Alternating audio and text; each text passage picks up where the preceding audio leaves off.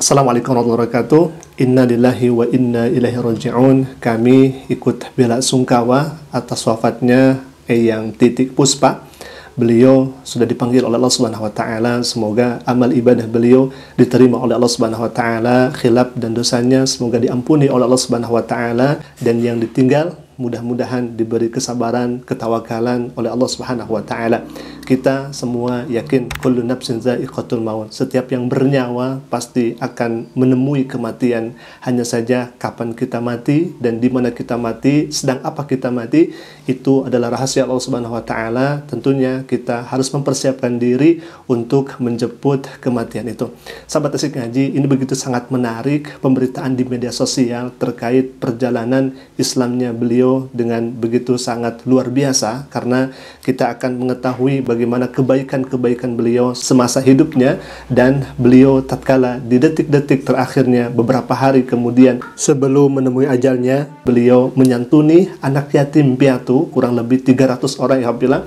Bahkan sebelum itu beliau juga meminta maaf pada masyarakat di momen Idul Fitri itu. Sahabat Asik Ngaji, beredar di media sosial di mana sebelumnya Eyang Titik Puspa ini sempat tak punya agama yang jelas. Dilansir di Celebrity Occasion Celebrity, di sini dikabarkan ini juga menjadi titik balik dan kisah yang begitu sangat luar biasa dari mendiang Titik Puspa ya.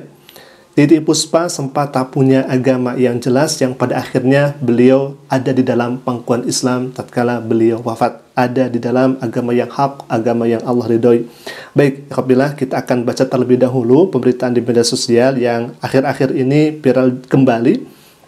Disebutkan di sini, Jakarta, Titik Puspa mengakui baru menjalankan ibadah salat yang sungguh-sungguh sejak tahun 1989. Ya, sebelumnya artis yang akan memasuki usia ke-75 tahun ini menganggap salat hanya bersifat ngobrol dengan Tuhan. Makanya saya sebelum punya agama yang pasti tapi sembah yang baru tahun 1989 biasanya ngobrol sama Tuhan, kata Titik saat ditemui di gedung Ni Ageng Serang, Kuningan, Jakarta Selatan. Menurut Titik, awalnya dia mengerti tentang agama karena didorong oleh seseorang untuk mengikuti pekerjaan di Madinah. Namun Titik sempat menolak. Sembahyang saja nggak bisa, memang mau ditempeleng Tuhan. Saya bilang enggak, terus di kuping saya umroh.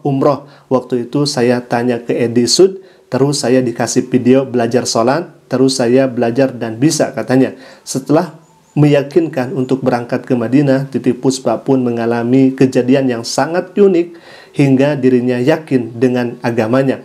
Pas sampai sana sekitar jam 12 siang, ya Tuhan, indah sekali lihat masjid. Terus pas salat tiba-tiba saya lupa semua bacaannya. Akhirnya pas salat, yang di samping saya sampai cekikikan, soalnya saya kan ngomong langsung, ya Tuhan kok saya lupa semua. Akhirnya ada bidadari cantik ngasih saya tasbih, terus saya ngucapin terima kasih kepada Tuhan. Pas nengok lagi sudah enggak ada kenangnya.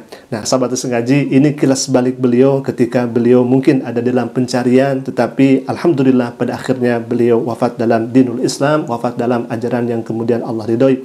Dan kita berdoa sekali lagi semoga almarhumah diberikan tempat oleh Allah Subhanahu wa taala di tempat Raudhatun min Riyadil Jinan, yakni taman-taman surganya Allah Subhanahu wa taala. Amin ya Allah ya rabbal alamin. Bahkan alhamdulillah, kalau misalkan kita melihat di video-video sebelum beliau pergi begitu ya, beliau pernah meminta maaf kepada umat muslim tentunya, di mana beliau di lebaran kemarin adalah momen atau postingan terakhir dari Eyang Titik ini. Kita akan lihat bagaimana pernyataan beliau alhamdulillah. Saya Titik Puspa mengucapkan selamat Hari Raya Idul Fitri 1446 Hijriah. Minal aidin wal faizin. Mohon maaf lahir batin. Cium cinta dan doa. Bye. Seolah-olah memang kata bye-bye itu merupakan kata perpisahan begitu ya. Dan menarik, kita akan lihat terlebih dahulu bagaimana beliau saat umroh gitu ya. Saat umroh di Mekah Al-Mukarramah, ini juga merupakan hal yang sangat luar biasa yang dialami oleh Eyang ini ya. Silakan. Habis maghrib sembahyang tawaf cerita sampai isya. Tuhan, saya sudah lapar Tuhan. Takut adik saya nanti nyari Itu yang namanya Mekah itu bisa sepi. Cuman aku. Gak ada orang satu. Aku pulang, kamu tuh gimana tuh Mbak Ti kok gak dicari-cari? Wah, bagaimana mau cari Mbak Ti? Orang penuhnya kayak goblok kowe. Itu tuh kosong. Yang mana ada Mekah kosong Mbak. Kosong tempilingan. Aku bilang gitu. Jadi di diri saya itu kosong cuman aku sama Gusti. Nah, itu pengalaman-pengalaman spiritual yang titik ya. Dan kita tentunya berdoa semoga Allah tempatkan beliau di tempat yang terbaik. Ini kan gaya bahasa beliau begitu ya, apalagi dengan keluarga. Dan memang beliau ini kan orang yang kemudian sangat sepuh, senior. Begitupun ketika beliau ngobrol dengan bawahannya atau dengan keluarganya atau dengan anaknya mungkin. Dan memang ini adalah gaya beliau ketika ngobrol begitu ya. Walaupun di satu sisi subhanallah beliau juga begitu hebat ya dalam arti ketika beliau menyampaikan pesan-pesan kesannya begitu dan memberikan pesan perdamaian kepada umat tentunya. Dalam hal ini kita bisa nonton di video kali ini. Silakan Ikhwabillah. Ya, hormat cinta dan doa dari saya untuk Anda semuanya, seluruh bangsa Indonesia, pimpinan negeriku dan semuanya para cerdik pandai, para kiai semua. Ya, pokoknya semua seluruh Indonesia deh. Kalau disebut nanti habis waktunya. Oke. Minal aidin wal faizin, sekali lagi mohon maaf lahir batin. Alhamdulillah sahabat Isi Ngaji, mungkin itu yang bisa kami tampilkan terkait daripada perjalanan spiritual, perjalanan keislaman yang Mbak Titik ini alami, dan sehingga kemarin ada kesaksian-kesaksian yang kemudian disampaikan oleh para artis begitu ya, oleh orang-orang di sana. Beliau termasuk orang yang baik, orang yang suka memberi sebagian hartanya untuk anak yatim piatu dan lain sebagainya.